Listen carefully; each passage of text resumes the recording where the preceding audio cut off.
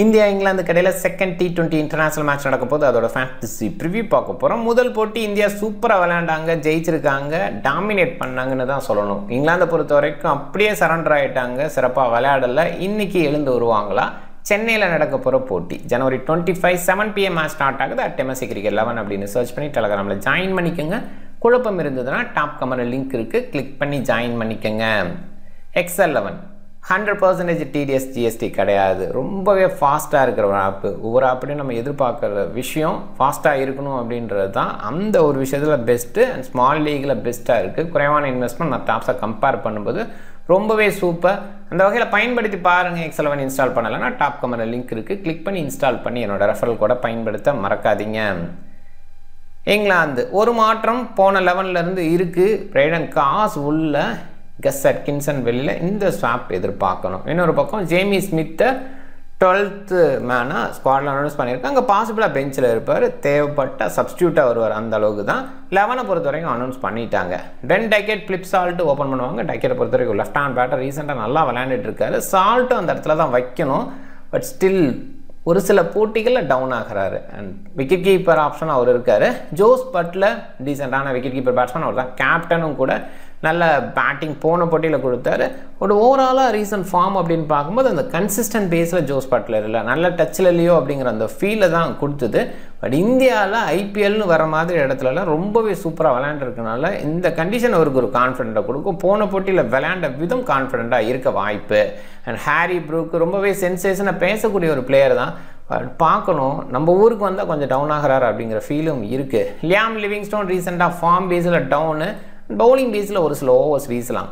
Jacob Bethel சூப்பரான player, middle இங்கிலாந்துக்கு ரொம்பவே ஸ்டெபிலிட்டி கொடுக்கக்கூடிய பிளேயர் தான். பட் போன போட்டியை பொறுத்த வரைக்கும் ஃபெயிலியர். பார்க்கலாம் கண்டிஷன் எப்படி அடாப்ட் பண்ணி விளையாடுவாருன்ட்டு.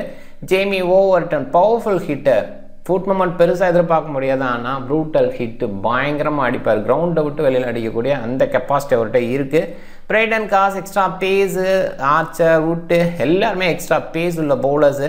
பிரைடன் காஸுக்கு பேட்டிங் எபிலிட்டி இருக்குது. டாப் ஆர்டரில் ஓப்பன் பண்ணிலாம் பார்த்துருக்கோம். 1 டவுன் 2 டவுன் அப்படிங்கிறது ரெகுலராக இருந்தெல்லாம் பார்த்துருக்கோம். அந்த மாதிரி குவாலிட்டி பேட்டிங் சொல்லப்போனால் இந்த யூனிட் நல்ல பேட்டிங் இருக்கிற எபிலிட்டி அப்படிங்கிற மாதிரி தான் சொல்லணும். ஆதில் ரஷீத் மார்க் அவுட் கூட டெஸ்ட்லலாம் பயங்கரமாக அடிச்செல்லாம் பார்த்துருக்கோம். அந்தளவுக்கு யோசிக்கும் போது பேட்டிங் டெப்த் இங்கிலாந்துட்டு சூப்பராக இருக்குது. ஜோஃப்ரா ஆர்ச்சரோட பவுலிங் ரொம்பவே சூப்பர். இந்த கண்டிஷனில் நிறைய விளையாண்டுருக்கார். முன்னாடியெல்லாம் ஜோஃப்ரா ஆர்ச்சர் அப்படிங்கிற அளவுக்கு எந்த டீமும் விரும்புவாங்க, அவருக்கு அகென்ஸ்டாக விளையாட பயப்படுவாங்க, அந்த அளவுக்கு இருந்திருக்கார். இப்போ இன்ஜுரி கன்சர்னில் அந்த அளவுக்கு சிறப்பாக இல்லை அப்படின்னு சொல்லலாம். பட் ஸ்டில் ஓரளவுக்கு அந்த அவுட்புட் வருது. ஆதில் ரஷீத் இங்கிலாந்து கண்டிஷனில் ஒரு ஸ்பின்னர் பெஸ்ட்டாக பண்ண முடியும்னா அவர் தான் அப்படின்னு சொல்லலாம். இங்கிலாந்துக்கு பெஸ்ட் ஸ்பின்னர்னா இவர் தான் அப்படிங்கிற அளவுக்கு இருந்திருக்காரு. பட் மற்ற பக்கம் அவ்வளோ கிரேட்டாக இருந்திருக்காரா, கன்சிஸ்டன்ட் பேஸில் இருந்திருக்காருன்னா அது அவ்வளோவா யோசிக்க முடியல. மார்க் அவுட்டோட எக்ஸ்ட்ரா பேஸ் சில நேரங்களில் விக்கெட்ஸ் நிறைய எடுத்து கொடுத்துருக்கு, சில நேரங்களில் அப்படியே ரன்ஸாக கன்வெர்ட் ஆகிருக்கு. இந்த வகையில் தான் யோசிக்கிற மாதிரி பார்க்கணும். இந்தியா ஒரு மாற்றம் செய்வாங்களோ அப்படின்னு யோசிக்க வைக்குதுன்னா அது ரவி பிஸ்னாயோட இடத்துல வாசியை யோசிக்கலாம். வாஷிங்டன் இருக்கு ஹோமு, சென்னையில் விளையாடுறாரு, லோக்கல் பாயை விளையாட வைக்கலாம் அப்படிங்கிற அந்த ஆங்கிளில் யோசிக்கணும். பட் நிறைய நேரங்கள் நம்ம அப்படி யோசிப்போம், அவங்க அப்படி யோசிக்கிறது இல்லை. வின்னிங் காம்பினேஷன் அப்படியே போகலான்னு நினைக்கலாம். இன்னொரு பக்கம் சமியோட ஃபிட்னஸ் போன போட்டியில் ஒரு கேள்வியை வச்சாங்க. ஃபிட்னஸ் ஓகேனா கூட இன்னும் கொஞ்சம் பெட்டராக ரெக்கவர் ஆகட்டும் அப்படிங்கிற மாதிரி யோசித்தாங்க. அந்த இடத்துல ஒரு வேளை ஹோம் மேட்ச்லேயே விளையாட வைக்கலைங்கிறனால அதை அப்படியே தொடர வைக்கலாம் அந்த சீரியஸுக்கு அப்படின்னு யோசிச்சு சமயம் விளையாட வைக்காமல் இருக்கிறதுக்கும் வாய்ப்பு இருக்குது. இல்லை அவர் பிஸ்னாய் பிளேஸில் யோசிக்கலாம். பட் ட்ராக்கை பொறுத்த வரைக்கும் ஸ்பின் பேஸ் கண்ட்ரோல் கிடைக்க போகிற ட்ராக்கு சென்னையில் விளையாட போகிறாங்க அப்படின்றதுனால ஸ்பின்னர் பேஸ்லேயே போகலாம், சமையை வெளியிலே வைக்கலான்னு தான் யோசிப்பாங்க. பார்க்கணும். இதுக்கு முன்னாடி பயங்கரமாக பண்ணியிருக்காரு. சமியை பொறுத்த வரைக்கும் சென்னை கிரவுண்ட்லேயும் நல்லா தான் பண்ணியிருக்காரு. ஸோ அந்த பேஸில் ஒரு வேளை சமியை யோசித்து உள்ளே கொண்டு வரணும்னு யோசிக்கலாம். பார்க்கலாம் டைமில். அபிஷேக் சர்மா சஞ்சு ஓப்பன் பண்ணுறாங்க. 2 பேருமே சூப்பராக விளையாண்டுட்டு இருக்காங்க. ரீசன்ட் ஃபார்ம் பயங்கரமாக இருக்குது. போன போட்டியில் அபிஷேக் சர்மாவோட குயிக் 50 பார்த்தோம். சஞ்சு பொறுத்த வரைக்கும் இந்த போட்டியில் ஸ்பின்னர்ஸ் அதிகமாக வச்சுருக்கும் போது விக்கெட் கீப்பர் எடுத்துக்கிறது நல்லது. அதுலேயும் கொஞ்சம் ஸ்லோ ட்ராக் பேஸில் யோசிக்கும் போது கண்டிப்பாக சஞ்சு தேவைன்னே யோசிக்கலாம். சூர்யா டீசெண்டான hitting.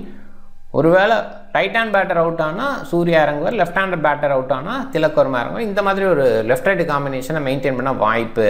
Tilak Verma recent form சூப்பராக இருந்துகிட்ருக்கு. ஹார்திக் பாண்டியா கொஞ்சம் ரன்ஸுக்கு போகிற பவுலிங்கில் எனக்கு கொஞ்சம் பெட்டர் இம்ப்ரூவ்மெண்ட் தேவை. முன்னிருந்த அந்த லெவல் குறைஞ்சிருக்குன்னு தான் சொல்லணும் பவுலிங் பேஸில். பேட்டிங்கில் ஆஸ் யூஷுவல் நல்லா பண்ணுவார், அந்த ஹிட்டிங் எபிலிட்டி இருக்குது. அதுவுமே ரீசெண்டாக நிறைய பார்க்கலையோ அப்படின்ற ஃபீல் தான் இருக்குது, பார்க்கலாம். அண்ட் ரிங்கு சிங், நிதிஷ் ரெட்டி ஃபினிஷிங் பேஸில் கூடவே அக்ஷர் பட்டேல் எல்லாமே நல்லா ஆல்ரவுண்டர்ஸ். ரிங்குவோட போலிங் பெருசாக யோசிக்கணும், ஒரு லெஃப்ட் ஹேண்ட் பேட்டரை மட்டும் யோசிச்சா போதும். நிதிஷ் ரெட்டி ஒரு சில ஓவர் கொண்டு வந்து வீச வைக்கலாம், அது பார்க்கணும். அண்ட் ஒரு வேளை இங்கிலாந்து ஃபஸ்ட்டு ஏர்லியாக டவுன் ஆகிட்டாங்க, இல்லை இந்தியா ஃபஸ்ட் பேட் பண்ணி ஹை ஸ்கோர் பண்ணிட்டாங்க, நிறைய ரன்ஸ் இருக்குது, ஒன்றும் பிரச்சனை இல்லை அப்படிங்கிற மாதிரி சுச்சுவேஷன் இருந்தால் நிதிஷ் ரெட்டிக்கு ஒரு ஸ்லோவர் கிடைக்கலாம். அப்போ அக்ஷரோட ஓவர் தான் குறையும், அதையும் மைண்ட் பண்ணிக்கோங்க. அக்ஷர் பொறுத்த வரைக்கும் சூப்பராக பவுல் பண்ணிகிட்டு இருக்கார், நல்லா பண்ணுறக்கூடிய ஒரு குவாலிட்டி. அவரை வந்து அப்பப்போ வெளியில் வைக்கிறது தான் ஏன் பண்ணுறாங்க அப்படிங்கிற அந்த கேள்வியே வருது. பட் கண்டிப்பாக வாய்ப்பு கொடுக்கும்போதெல்லாம் பர்ஃபார்ம் பண்ணுறாருங்கிறது தான் இங்கே ஃபேக்ட்டு. ரவி பிஸ்னாய் அந்த இடம் ஒரு கேள்வி இருக்குது, இருந்தால் கூட கண்டிஷனுக்கு சூப்பர் பவுலர். அஸ்தீப், வருண் சக்கரவர்த்தி ரொம்பவே சூப்பர். ரீசெண்டாக இந்தியாவுக்கு பெஸ்ட் ஃபாஸ்ட் பவுலர்னா அஸ்தீப் அண்ட் பெஸ்ட்டு ஸ்பின்னர்னா வருண் சக்கரவர்த்தி அப்படிங்கிற மாதிரி இந்த ஃபார்மேட்டில் தொடர்ந்து இருக்காங்க. பும்ரான் ஒரு பக்கம் இருக்கார், அவரை வந்து இங்கே வைக்க முடியாது, அவர் நிறைய டெஸ்ட் கிரிக்கெட்டு மற்ற ஃபார்மேட்டில் இருக்கார். ஆனால் அஸ்தீப்பை பொறுத்த வரைக்கும் கன்சிஸ்டண்ட்டாக இந்த ஃபார்மேட்டில் இருந்துகிட்டு இருக்காரு, அதில் பெஸ்ட்டாக பண்ணிகிட்டு இருக்காரு. வருண் ரொம்பவே குவாலிட்டியாக வீசிட்டு இருக்காரு. அவரை இன்னும் சொல்லப்போனால் அவர் அடிக்கவே ஆள் இல்லைங்கிற அளவுக்கு பயங்கரமாக பண்ணிகிட்டு இருக்காரு. இந்த வருஷம் அவருக்கு சிறப்பான வருஷமாக இருக்குது. 8 போட்டியில் 20 விக்கெட் எடுத்திருக்காரு. ஓவராலாக ஒரு 14 போட்டி அப்படின்னு விளாண்டுருக்காரு. முதல் 6 போட்டியில் 2 விக்கெட்டு தான், ரொம்பவே கஷ்டப்பட்டார் அப்படின்னு சொல்லலாம். எக்கனாமியில் கான்சென்ட்ரேட் பண்ணார். முதல் 6 போட்டியில் 3 போட்டியிலும் பார்த்தோம்னா 5+ ரன்ஸ் கொடுத்தாரு. அடுத்த 3 போட்டியில் 6+ கொடுத்துருக்காரு. பட் இப்போ கொஞ்சம் 7+ ரன்ஸ் போனால் கூட, ஏன்னா இப்போ மாடர்ன் டே கிரிக்கெட்டில் நிறைய ரன்ஸ் போகுது அப்படிங்கிற இடத்துல கூட 7+ தான் கொடுக்குறாரு. ஆனால் விக்கெட் டேக்கிங் பேஸில் 8 மேட்சுக்கு 20 விக்கெட் அப்படிங்கிறது ரொம்பவே அதிகம். அந்த அளவுக்கு சிறப்பாக பண்ணிகிட்ருக்கார் வருண் சக்கரவர்த்தி. MA சிதம்பரம் ஸ்டேடியம் சென்னையில் தான் இந்த போட்டி. மழைக்கான வாய்ப்பில்லை, 2 இன்டர்நேஷ்னல் போட்டி. அதில் bat first 1, chasing 1. 181 West Indies அடித்தப்போ இந்தியா சேஸ் பண்ணி ஜெயிச்சிட்டாங்க. நியூசிலாந்து 167 அடிக்கும்போது 1 ரன் வித்தியாசத்தில் தோத்தாங்க. ஸோ இந்த இதுதான் இருந்திருக்கு. அண்ட் இந்தியா பொறுத்த வரைக்கும் ஜெயிக்கிறதுக்கான வாய்ப்புங்க சேஸ் தான் பண்ண பார்ப்பாங்க. இங்கே ஸ்விங் கிடைக்காது அப்படின்னு நிறைய பேர் சொல்லுவாங்க. பட் இங்கே கடற்கரை ஓரத்தில் கிரவுண்டு அப்படின்றதுனால டெஃபினட்டாக நியூ பால் ஸ்விங் கிடைக்கும். நியூ பாலில் left arm spin left arm pace வீசக்கூடிய அஸ்தீப் ரொம்பவே சூப்பராக பண்ண முடியும். இதுக்கு முன்னாடி ஐபிஎல்லோட முதல் போட்டியில் முஸ்டபிஸ் விக்கெட்ஸ் நிறைய எடுத்தது ஞாபகம் இருக்கும். அந்த மாதிரி இடத்துல யோசிக்கும்போது டெஃபினட்டாக அஸ்தீப் நியூ பாலில் நல்லா வீசலாம்.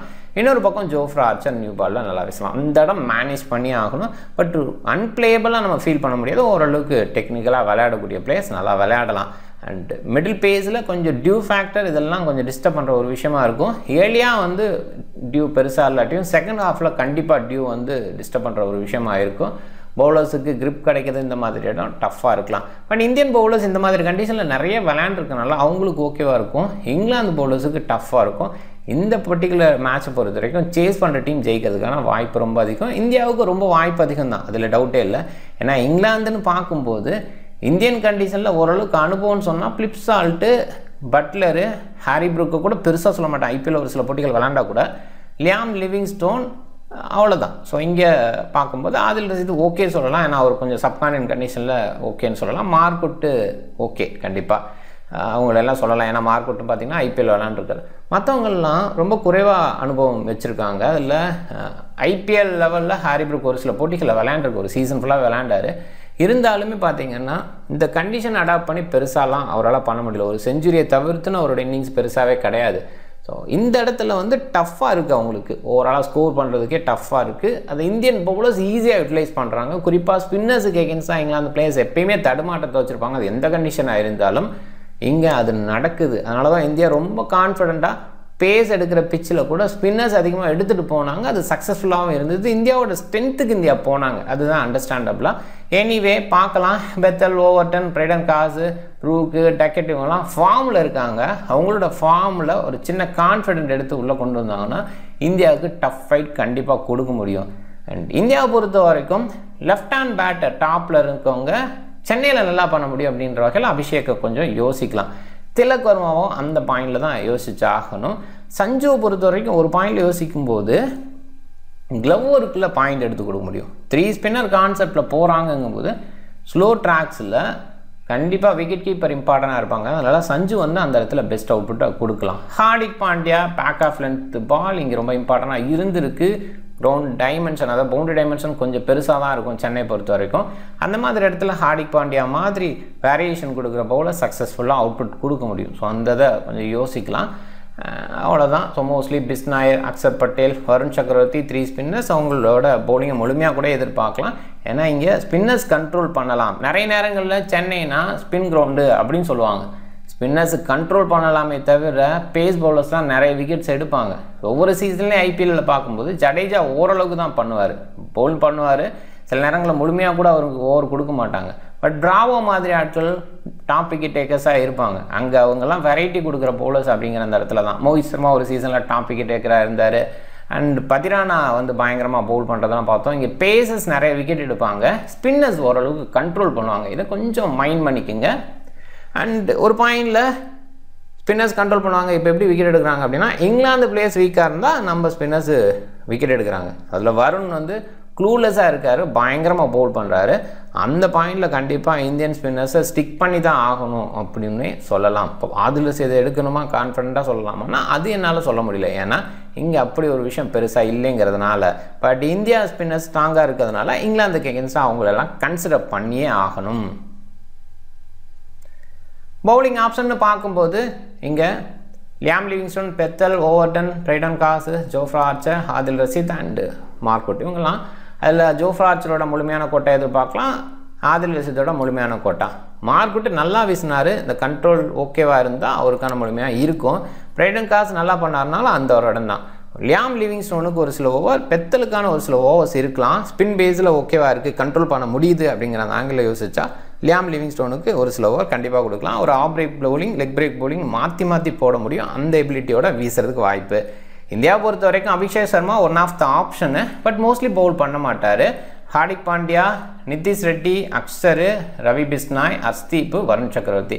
முதல் பவுலிங்காக இருந்தால் நிதிஷ் ரெட்டியோட பவுலிங்கை பெருசாக எதிர்பார்க்க வேணாம். ஒரு ஓவர் எதுவும் வீசலாம் தேவைப்பட்டா, மற்றபடி அவரோட பவுலிங் பெருசாக யோசிக்க வேண்டாம்.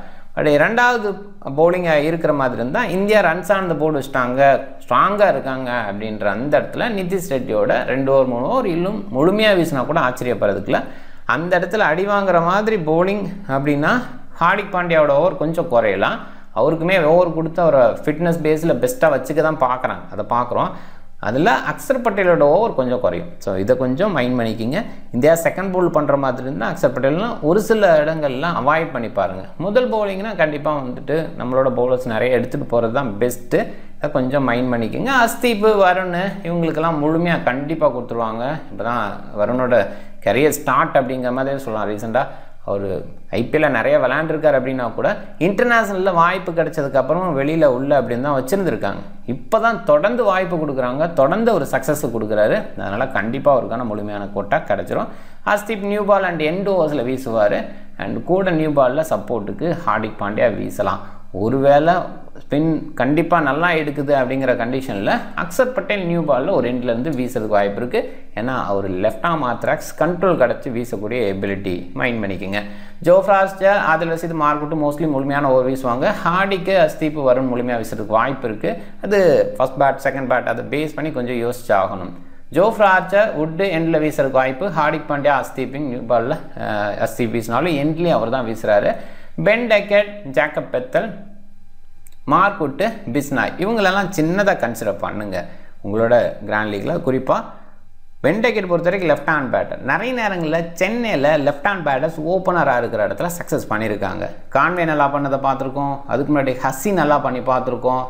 இந்த மாதிரி வரிசையில் பென் டெக்கெட் கூட நல்லா பண்ண வாய்ப்பு இருக்குது. ஹெய்டன் அவரை மறக்கவே முடியாது, சிஎஸ்கேக்காக பயங்கரமாக பண்ணியிருக்காரு. 2 இன்டர்நேஷ்னல் மேட்ச்னா கூட ஐபிஎல் 140 போட்டியை நாங்கள் நடத்தியிருக்கு. ஸோ அந்த பேஸில் யோசிக்கும்போது டெஃபினட்டாக அந்த நம்பர்ஸ் எல்லாம் கொஞ்சம் எடுத்துகிட்டு யோசிக்க வேண்டியது இருக்குது. அந்த பேஸில் இங்கே பென் டெக்கெட் ஓப்பனராக இருந்து ஒரு சில இடங்களில் சக்ஸஸ் பண்ண வாய்ப்பு இருக்குது. ஒரு சில டீம்ஸில் மட்டும் ட்ரை பண்ணுங்கள். இந்த கண்டிஷன் அவ்வளோ சூட்டபிள் கண்டிஷன் கிடையாது அவருக்கு. பட் இங்கே லெஃப்ட் ஹேண்ட் பேட்டர்ஸ் ஃபாரினர்ஸ் நல்லா விளையாண்டுருக்காங்க. அந்த ஒரு இடத்துல பென் டெக்கெட்டை வச்சு பார்க்கலாம். ஜேக்கப் பெத்தலும் அந்த ஆங்கிளில் தான் யோசிச்சாகணும். ஒரு ஸ்பின் பவுலிங் தேவைப்பட்டு வீசினாங்கன்னா அவருக்கு விக்கெட் எடுக்கக்கூடிய கெப்பாசிட்டி இருக்குது. ஸோ அதனால் அந்த இடம் முயற்சி பண்ணலாம். டாப் ஆர்டர் கொலாப்ஸ் ஆனால் கூட நிறைய நேரங்களில் இவர் பேக் ஹேண்டில் ஸ்டெபிலிட்டி கொடுத்து எடுத்துகிட்டு போக முடியும். ஸ்பின்னை ஓரளவுக்கு ஹேண்டில் பண்ணுவார். பட் வருண் மாதிரி பவுலரை ஹேண்டில் பண்ணுறது அவ்வளோ ஈஸி கிடையாது. இருந்தால் கூட அந்த இடத்துல மேனேஜ் பண்ணிட்டாருன்னா ஸ்கோர் பண்ணலாம் பேக் எண்டில். மார்க் விட்டு ஒரு இடத்துல இன்டோரில் விக்கெட்ஸ் நிறைய எடுத்துடலாம். இந்த பர்டிகுலர் கிரவுண்டில் எக்ஸ்ட்ரா பேஸ் வேல்யூவாக இருந்திருக்கு. பதிரானா மாதிரி ஆட்கள் யார்கலன்ட்டு வீசும்போது சக்ஸஸ்ஃபுல்லாக இருந்திருக்காங்க.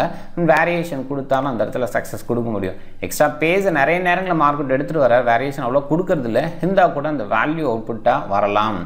ரவி பிஸ்னாய் அந்த இடத்துல யார் வர்றான்னு பார்த்துங்க. ரவி பிஸ்னாய் இருக்கிறதுக்கான வாய்ப்பு அதிகமாக தான் பார்க்குறேன். இல்லை வாசி வந்தாலும் அந்த இடத்துல அவரை கன்சிடர் பண்ணி ஆகணும்.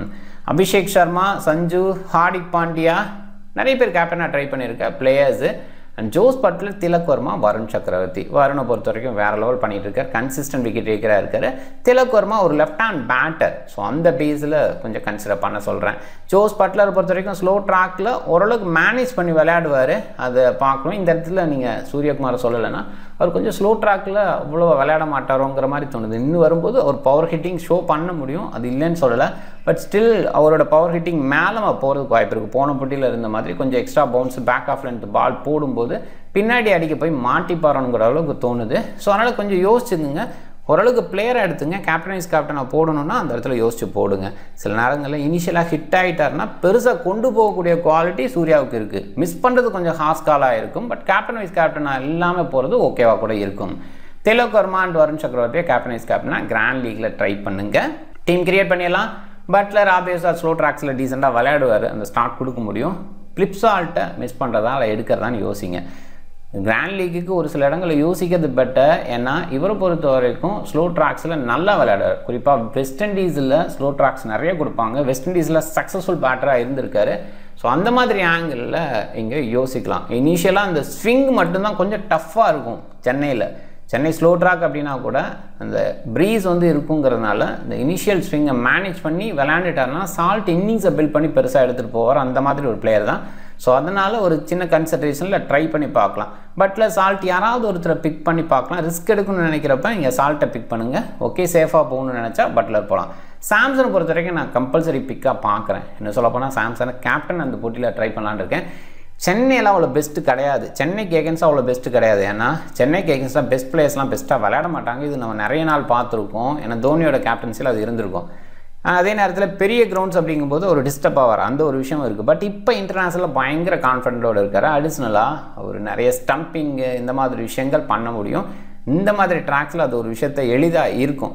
ஏன்னா 3 ஸ்பின்னர் எடுத்துகிட்டு போகும்போது விக்கெட் கீப்பரை மிஸ் பண்ணிட்டு போகிறது ரொம்பவே டஃப்பான கால். அதனால் கண்டிப்பாக சாம்சனை பிக் பண்ணிக்கலாம். அடித்தாருனாலும் அடிக்காட்டியும் ட்ரை பண்ண வேண்டிய பிளேயர்.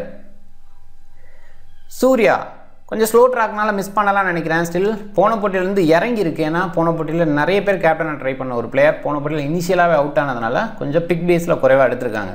பட் அவர் ஃபியர்லெஸ்ஸாக கிரிக்கெட் விளையாடுற ஒரு ப்ராசஸை நம்புறவர். ஸோ அதனால் எந்த போட்டியில் வேணுமாலும் எப்போ பண்ணாலும் வரலாம். பட் ஸ்டில் இந்த பர்டிகுலர் கிரவுண்டுக்கு நான் அவரை மிஸ் பண்ணணும்னு நினைக்கிறேன். திலக் வர்மா ஆப்வியஸாக பெஸ்ட் பிக்கு. அபிஷேக் சர்மாவனா கொஞ்சம் மிஸ் பண்ணி பார்க்கலாம். இவர் அந்த ஸ்கொயரில் நிறைய ஆடுவார். நிறைய பால் அந்த எட்ஜில் மாட்டிக்கிறதுக்கு வாய்ப்பு இருக்குது. அபிஷேக் சர்மாவை இந்த போட்டியில் மிஸ் பண்ணலாம். ஒரு வேளை போலிங் ஆப்ஷனாக யோசிச்சோன்னா ஒரு எக்ஸ்ட்ரா பேஸரை கொண்டு வராங்க, சமியை கொண்டு வராங்க. அப்போ ஒரு ஸ்பின் சைடு போகணுன்னா அபிஷேக் சர்மாவுக்கு ஒரு சில ஓவர் கொடுக்கலாம். பட் ரொம்ப நேராக தான் அதை நான் பார்க்குறேன். ஏன்னா பவுலிங் ஆப்ஷன் ஹெவியாக இருக்கும்போது அவருக்கு போவாங்க அப்படின்னு சொல்ல முடியாது. அதனால் இந்த போட்டியில் பேஸில் கன்சிடரபுளாக விளையாடக்கூடிய அபிஷேக் சர்மாவை குறைச்சி எடுத்துகிட்டு அவரை பிக் பண்ணுறதை கொஞ்சம் அவாய்ட் பண்ணிட்டு டக்கெட் சைடு போகலான்னு பார்க்குறேன். Duckett Overseas player, left hander, இங்கே நல்லா பண்ணியிருக்காங்க. அந்த பேஸில் ஒரு சின்ன கன்சிடரேஷன். ரிஸ்க் எடுக்கிறதுக்காக தான் இந்த டீமை பொறுத்த வரைக்கும். ஏன்னா சொல்ல வேண்டிய இன்ஃபர்மேஷன்ஸ்லாம் சொல்லியாச்சு. இந்த டீம் என்னோட ரிஸ்க் பேஸில் இருக்கிற டீம். அதனால் டக்கெட்டை கன்சிடர் பண்ணுறேன். பெத்தல் லேட்டாக வருவார். அதனால் அந்த இடத்துல கொஞ்சம் வேணான்னு நினைக்கிறேன். ஆல்ரவுண்டர் சைடு ஹார்திக் பாண்டியா ஆப்வியஸாக எப்படி இருந்தாலும் பாயிண்ட்ஸ்குள்ளே உள்ளே வந்துடுவார். அண்ட் இங்கே பால் நிறுத்தி நின்று போகும். கொஞ்சம் லேட்டாக ஓல்டு பால்லாம் நின்று போகும். அந்த மாதிரி இடத்துல ஹார்திக் பாண்டியா பெஸ்ட்டாக இருப்பார். லியாம் லிவிங்ஸ்டோன் சின்ன கன்சிடரேஷன். அவ்வளோவா பேட்டிங்கில் பெருசாக பண்ணலை. அது ஒத்துக்கிட்டு தான் ஆகணும். இருந்தாலும் பவுலிங் பேஸில் லெஃப்ட் ரைட் காம்பினேஷன் பேட்டிங்கில் இந்தியாவில் இருக்கும்போது இவர் கொஞ்சம் பெட்டர் பவுல் கொடுக்க முடியும். அந்த வகையில் லியாம் லிவிங்ஸ்டோன் இந்த கண்டிஷனை யூஸ் பண்ணுவாருன்னு நினைக்கிறேன். அக்ஷர் பட்டேல் ஆப்வியஸாக டீசன்ட் பேட்டை. ஒரு பாயிண்டில் இந்தியா ஃபர்ஸ்ட் பேட் பண்ணுற மாதிரி ஒரு சுச்சுவேஷன் இருந்தால் அக்ஷர் பட்டேல் லேட்டாக ஸ்கோர் பண்ண முடியும் அப்படின்னு நினைக்கலாம். பட் அந்த அளவுக்கு இங்கிலாந்து பவுலர்ஸ் காலி பண்ணுவாங்களா அப்படின்னா அங்கே கொஷின் மார்க் தான். பட் அக்ஷர் பட்டேல் அப்படி ஒரு சுச்சுவேஷன் வந்தால் அவாய்ட் பண்ணலாம். ஒருவேளை ஃபர்ஸ்ட் பவுலிங்லாம் அக்ஷர் பட்டேல் டெஃபினட்டாக எடுக்க வேண்டிய பிக்கு. அஸ்தீப், ஆர்ச்சரு, ஆதில் ரஷீத் எங்கேயாவது ஒரு இடத்துல யோசிக்க முடியுமான்னு யோசிச்சு பாருங்கள். பட் என்னை பொறுத்த வரைக்கும் பெருசாக யோசிக்க முடியல. வருண் சக்கரவர்த்தி மிஸ் பண்ணக்கூடாத ஒரு பிளேயர். மார்க்குட்டை யோசிக்கலாம். ஒருவேளை இங்கிலாந்து ஃபஸ்ட்டு பவுல் பண்ணுற மாதிரி இருந்தால் மார்க்குட்டு ஒரு கன்சிடரபிள். இந்த போட்டியில் பிஸ்னாயை நான் டெஃபினட் கன்சிடரேஷனாக வைக்கிறேன் ஒருவேளை இருக்கிற பட்சத்தில். பிரைடன் காஸ் வராரு, பேட்டிங்கில் சின்னதாக பேக் எண்டில் ஒரு சின்ன அவுட்புட் கொடுக்க முடியும். ஒரு பிளேயர் நம்ம யோசிக்க வேண்டிய இடத்துல இருக்காங்க. ஸோ ஓகே, வாசி இருந்தால் வாசி, அக்ஸர் இருந்தால் அக்ஸரு. ஓகே, அந்த இடத்துல மட்டும் இந்த ஃபர்ஸ்ட் பேட் செகண்ட் பேட் இந்த மாதிரிலாம் சொன்னேன் இல்லையா? ஸோ அந்த பேஸில் கொஞ்சம் யோசிச்சுங்க. ஜோஸ் பட்லரை இப்போதைக்கு பிக் பண்ணிக்கிறேன். டீம் பாருங்கள். Fine. Captain Samson TV. So சாம்சனை கேப்டனாகவும் திலக் வர்மாவை வைஸ் கேப்டனாகவும் பிக் பண்ணுறேன். ஒரு நல்ல டீமாக இருக்கும்னு நம்புகிறேன். சாம்சனை பொறுத்த வரைக்கும் இப்படி ஒரு பிக் அப்படிங்கிறது ஒரு பாயிண்டில் பெரிய கிரவுண்டில் டஃப்பாக தான் விளையாடுவார், அது இல்லைன்னு சொல்லலை. இருந்தாலும் நான் ஏற்கனவே சொன்ன ரீசன்ஸ்லாம் இப்போ இருக்கிற கான்ஃபிடென்ட்டுக்கு ஒரு 30+ ரன்ஸு ப்ளஸ்ஸு பவர் பிளேயில் விளையாடுறதுனால, ஏன்னா மற்ற இடங்களை மாட்டிப்பாருன்னு கூட சொல்லலாம். பவர் பிளேயில் விளையாடுறதுனால அந்த 6 ஓவர்ஸில் ஒரு 30+ ரன்ஸ் அடிச்சிடலாம். அண்ட் கண்டிப்பாக வந்துட்டு ஒரு 30 பாயிண்ட்ஸ் ரேஞ்சுக்கு பின்னாடி விக்கெட் கீப்பிங்கில் எடுத்துடுறாரு. ஸோ இது போதும். அதனால் ஓரளவுக்கு கான்ஃபிடென்ட் பேஸில் அவர் சைடு போகலான்னு நினைக்கிறேன் கேப்டன் அப்படின்ற அந்த இடத்துல. அண்ட் திலக் வர்மா ஆப்வியஸாக லெஃப்ட் ஹேண்டர் டீசெண்டாக விளையாண்டுருக்கார், பவராக ஹிட் பண்ணுறாரு, ஓரளவுக்கு ஸ்டெபிலிட்டி பெரிய செகண்டாக கொடுக்க ஆரம்பிச்சிட்டார். முன்னெல்லாம் திலக் வர்மா வாங்கும்போது அந்த பவர் இருக்காது அப்படின்னு யோசிக்கிற இடத்துல இப்போ பவரையும் ஷோ பண்ணுறாரு, நல்லா இம்ப்ரூவ் பண்ணியிருக்காரு ஃபிட்னஸ் பேஸில். ஸோ அந்த வகையில் அவரை வந்து வைஸ் கேப்டன் அப்படின்ற அந்த இடத்துல சிந்திக்கிறேன். அண்ட் பாருங்கள், ஒரு 0 என்ட்ரி ஃப்ரீ கான்டெஸ்ட்டு கிவ் அவேவாக கொடுத்துருக்காங்க எக்ஸல் 11ல். அதை பயன்படுத்திக்கங்க. டீம் அப்போதைக்கு பாருங்கள். கொஞ்சம் டிஃப்ரெண்ட்டாக கேப்டனை யோசிச்சு பாருங்கள். ஹார்திக் பாண்டியா எப்பயுமே டீசன்ட் சாய்ஸ் இந்த மாதிரி இடத்துல. ஆர்ச்சரை கொஞ்சம் யோசிக்கலாம், ஃபஸ்ட் பவுல் பண்ணுற மாதிரி இருந்தால் அந்த இனிஷியல் ஸ்விங் அந்த மாதிரி இடத்துல. அஸ்தீப் ஆப்வியஸாக சூப்பர் சாய்ஸு இந்த கிரவுண்டில். ரீசெண்டாக இந்தியாவுக்கு ரொம்பவே பெஸ்ட் அவுட் புட் கொடுக்குறாரு. அந்த பேஸ்லையும் யோசித்தாலும் அஸ்தீப் நல்ல சாய்ஸு. யோசிச்சு பாருங்கள். நீங்கள் டிஃப்ரெண்ட் டீமை ட்ரை பண்ணுங்கள். இந்த வீடியோ பிடிச்சிருந்தா லைக் பண்ணுங்கள், உங்கள் ஃப்ரெண்ட்ஸுங்களுக்கு ஷேர் பண்ணுங்கள். சேனலை சப்ஸ்கிரைப் பண்ண மறக்காதீங்க. மிக்க நன்றி.